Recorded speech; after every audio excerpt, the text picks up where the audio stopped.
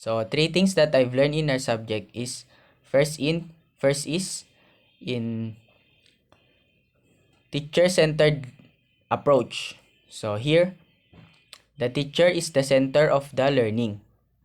So he or she will decide on how the class begins and what type of flow will the class do.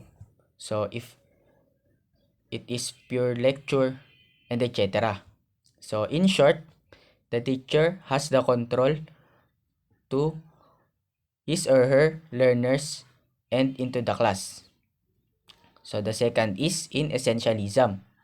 So it was proposed by William C. Bagley. So here it will be discussed the basic teaching skills like reading, writing, and etc. So the third is in essentialism, it also advocates the training of the mind. So here the teacher lectures and let his or her student memorize.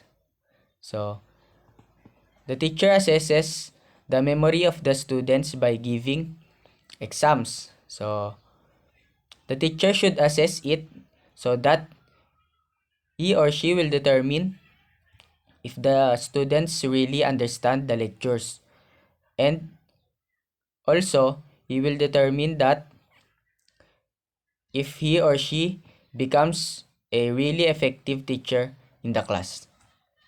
So the third is in humanism. So here the focus is the human development by acknowledging that the learner is free. Free on what? Free on, so the learners should be comfortable and free to share their knowledge, thoughts, and beliefs.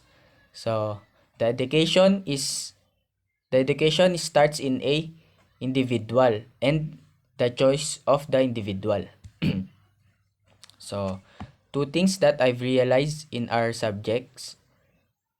First is in teacher centered philosophies. So here I've realized that the teacher centered philosophies deals on how the teacher handles the class.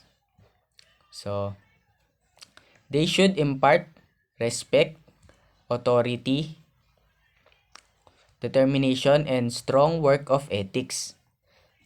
So here I've realized that it is all about the techniques on how the teacher will lecture his topics. So the second is in learner-centered philosophies.